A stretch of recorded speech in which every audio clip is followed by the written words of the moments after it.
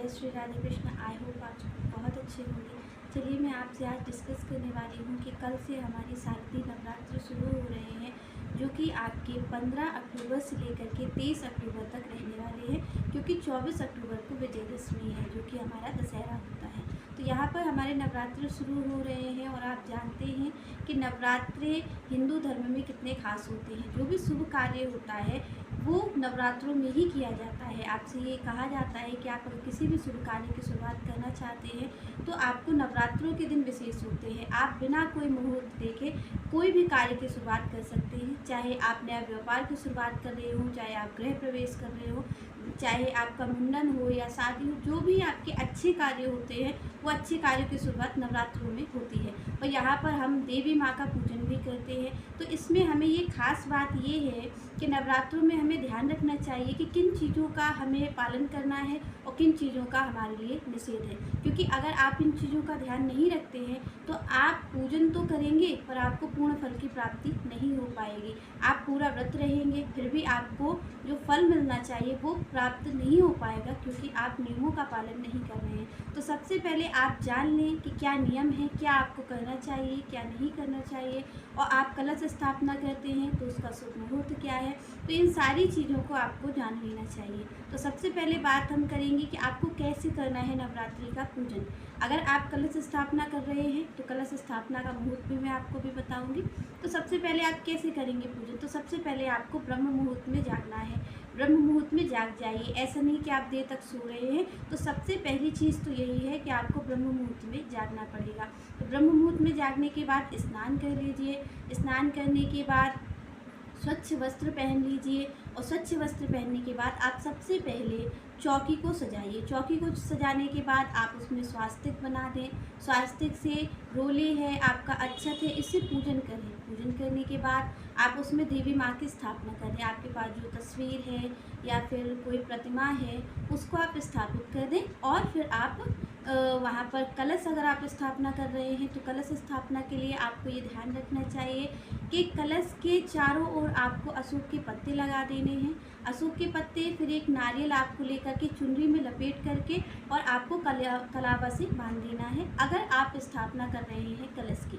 और आपको ये ध्यान रखना है कि कलश का जो मुंह है वो ईशान कोण में होना चाहिए। तो इन चीज़ों का आपको ध्यान रखना है। इसके साथ साथ आपको क्या करना है कि कलश स्थापना का शुभ मुहूर्त क्या है, क्योंकि आप कभी भी तो नहीं कर सकते हैं। तो इसका शुभ मुहूर्त है 11:44 से 12:30 बजे तक का। आप 11, ये जो आपके 45 मिनट का समय है ये आपके लिए बहुत ज़्यादा ज़रूरी है। अगर आप कलश स्थापना कर रहे हैं तो आपका 11:44 से 12:30 बजे तक का टाइम जो आपका है वो कलश स्थापना के लिए है। तो यहाँ पर आप इन चीज़ों का ध्यान रखें। उसके बाद आप देवी माँ को तिलक करें और आप उनकी आरती करें। और इसके साथ साथ आप कर सकते हैं कि आप जानते हैं कि दुर्गा चालीसा का पाठ होता है, दुर्गा सप्तशती होता है, बहुत सारी चीज़ें होती हैं जो कि आपको करनी चाहिए। अगर आप चाहते हैं कि ज़्यादा से ज़्यादा आपको फल की प्राप्ति हो सके तो आपको इन सारी चीज़ों को करना चाहिए। पर इसके साथ साथ आपको ये भी ध्यान में रखना चाहिए कि आप इन सारी चीज़ों को तो करेंगे, ये तो अच्छी बात है, आप पूजा कर रहे हैं, सभी चीज़ों को कर रहे हैं, कन्या भोज भी लोग करवाते हैं। तो इसके साथ साथ आपको ये ज़रूर ध्यान रखना है कि अगर आप उपवास कर रहे हैं तो आपको ज़्यादा सावधान रहना है कि आपको किन चीज़ों को नहीं करना है। और अगर आप उपवास नहीं भी कर रहे हैं, क्योंकि कुछ लोग होते हैं जो 9 दिन का उपवास करते हैं, कुछ लोग होते हैं जो पहला और आखिरी रखते हैं, हर तरीके के लोग होते हैं, और कुछ लोग होते हैं जो उपवास नहीं भी करते हैं।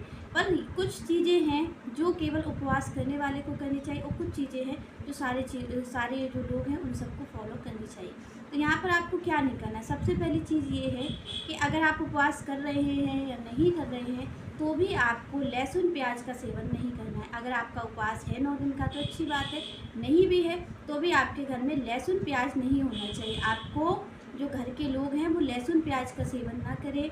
और इसके साथ साथ आपको यहाँ पर लहसुन प्याज के साथ साथ आपको शराब, जो लोग पीते हैं, शराब है, अंडा है, जो भी मांस मछली है, इनको आपको बिल्कुल भी हाथ नहीं लगाना है जब तक आपके नवरात्रे चल रहे हैं। तो इन चीज़ों का विशेष ध्यान रखिए, क्योंकि अगर आप पूजा भी कर रहे हैं और पूजा करने के साथ साथ अगर आप इन चीज़ों का सेवन भी करते हैं तो आपको बिल्कुल भी कोई फल की प्राप्ति नहीं होगी, ऊपर से आपको दोष लगेगा। तो इस चीज़ का आप ध्यान रखें कि इस चीज़ को तो किसी को भी नहीं करना है, चाहे वो व्रत रख रहा हो चाहे वो नहीं रख रहा हो। इसके साथ साथ आपको ये है कि आपको जो शेविंग है, लोग शेव बनाते हैं, दाढ़ी बनाते हैं और बाल कटवाते हैं, नाखून काटते हैं, तो इन चीज़ों को आपको नवरात्रि के दिनों में नहीं करना है। आप कोशिश करें कि इन चीज़ों को ना करें। आपका बाल काटना है, दाढ़ी बनाना है, जो भी ये काम होते हैं इनको नवरात्रि के दिन में नहीं करना चाहिए। और ये सभी के लिए नियम है, ऐसा नहीं कि आप व्रत रख रहे हैं तब तो आपको ज़्यादा सावधान रहना है। इसके साथ साथ जो नहीं भी रख रहा है उसके लिए भी ये सारे नियम हैं कि आपको इन चीज़ों को नहीं करना है।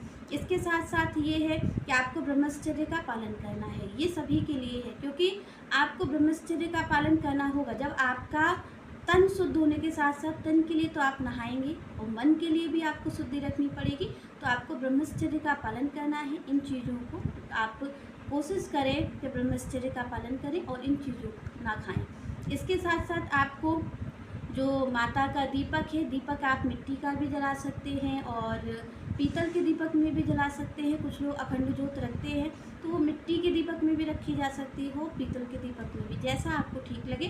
पर आपको ये ध्यान रखना है कि अगर आप अखंड जोत रख रहे हैं तो आपको उस जोत को अकेले नहीं छोड़ना, आपके कहीं आप उसके पास ही रहें, जो कि आप ध्यान रख सकें। अगर आप 9 दिनों का व्रत रख रहे हैं तो आपको ये ध्यान रखना है कि आपको घर को अकेले छोड़ के नहीं जाना है, आपको अपने घर में ही रहना है।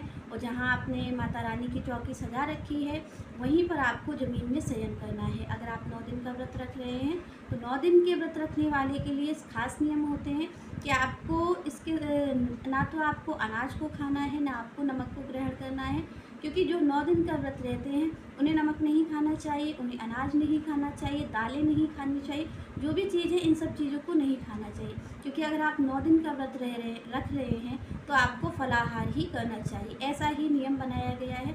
तो इन चीज़ों का आप ध्यान रखें, आप धोखे से भी आप नमक ना खाएं और दालें हैं, अनाज है, इन चीज़ों को ग्रहण ना करें। इसके साथ साथ अगर आप व्रत रख रहे हैं 9 दिन का तो आपने जहाँ चौकी सजाई है, कलश आपका है, कलश स्थापित किया है, उसी जगह आप ज़मीन पर ही शयन करें। और अगर आपको लगता है कि आप ज़मीन पे नहीं सो सकते तो कोई कंबल वगैरह बिछा लें, पर आपको बेड पर जो जहाँ पर आप रोज़ सोते हैं वहाँ पर आपको नहीं सोना है। आप कंबल को बिछा लें, क्योंकि कंबल पवित्र माना जाता है, इसलिए आप कंबल को बिछा के सो सकते हैं और आप बेड पर नहीं सो सकते। तो यहाँ पर इन चीज़ों का, कुछ चीज़ों का ध्यान रखना है। नाखून वगैरह जो मैंने आपको पहले ही बता दिए, बाल काटना है, नाखून काटना है, इन चीज़ों का आप ध्यान रखें, ये आपको बिल्कुल भी नहीं करना है।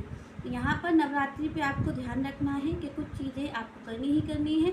जैसे आपको ब्रह्म मुहूर्त में जागना है, पूजन करना है, और ज़्यादा से ज़्यादा हो सके तो देवी माँ के लिए आप सप्तशती का पाठ है और जितनी ज़्यादा हो सके भजन है, कीर्तन है, ये सब आप करिए। और जिन चीज़ों को मना किया है उन चीज़ों को आप न करें, कोशिश करें जिससे कि आपको देवी माँ की पूर्ण कृपा प्राप्त हो। चलिए नेक्स्ट चर्चा हम नेक्स्ट वीडियो में करेंगे, तब तक के लिए जय श्री राधे, जय श्री कृष्ण।